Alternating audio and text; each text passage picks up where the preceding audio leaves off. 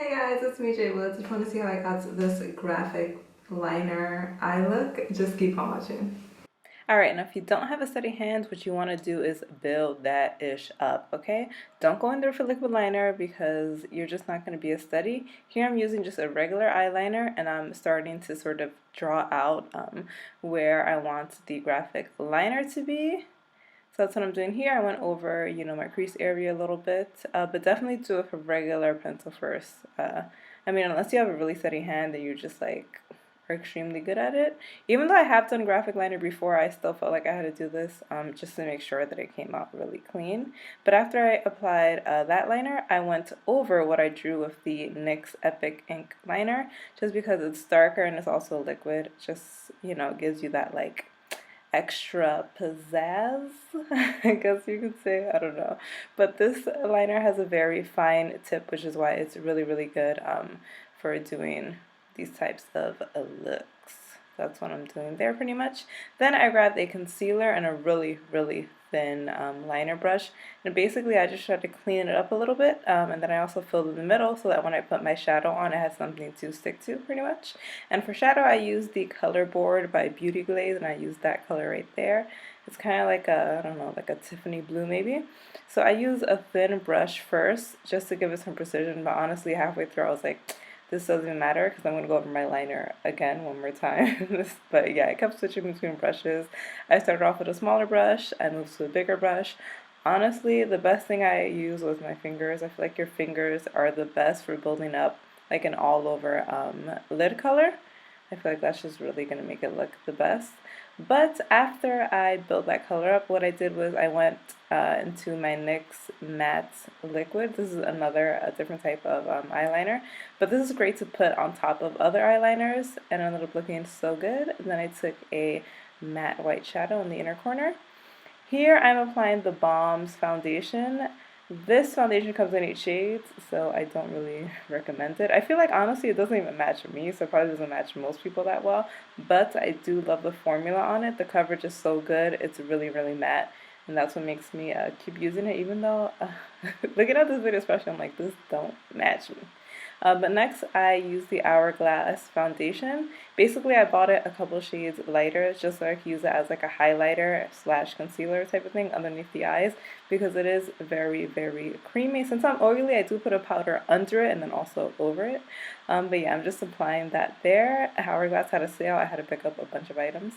So here I'm just blending it out with a mini beauty blender. It blends out so nice because like I said, it's really, really creamy.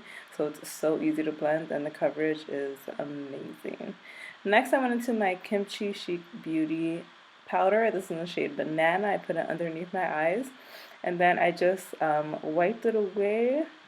And I also went over my face because I realized that I didn't use a setting powder on the rest of my face, which since I'm oily, that's like a huge no-no. So here I am using the Hourglass bronzer. I forgot what shade this bronzer is exactly. I will put the shade name down below, but this bronzer is everything. Since it's mixed with the ambient lighting powder, you could really build it up and you're never going to look like you're doing the most. You'll never look like you're doing, too much. It always just goes on beautifully, really just like diffuse, sexy. Love it. Then I took the blush. I bought a mini of the blush. It's literally so tiny, but I never make it through a blush anyway, so yeah, it also looks really beautiful and soft. It looks so soft. I love it. Then I went back into that NYX liner and I just went over some areas just because I kind of got some powder on top of my liner. And then finally I moved on to the lips. First I took, oh wait, no, this isn't the lips. This is my eyeliner. So I believe the eyeliner I used, it was from the Balm. It's just like a creamy shade. I just put that on the bottom. That's all I put on my lower lashes. So here I'm just curling my lashes, and then I use the Ilia mascara. And then here I'm using a MAC Soar Lip Liner. I really, really do love this lip liner. I kind of like overlined my lips. The only thing is that I feel like I didn't like how it looked with my actual eye look. So I pretty much just applied it. I lined my lips, overdrew it a little bit, and then I actually went over it with a different color. So the shade I went over it with is from the Balm. It's one of their Meet Matte lip products. I'll put the color name down below. It's either Honest or Patience. I want to say that it's Honest. It's one or the other. But then I went into my Natasha Denona, I believe it's called the Tropic palette, and I took some limoncello and I put it on the inner corner right there, and that really helped to just brighten up the look.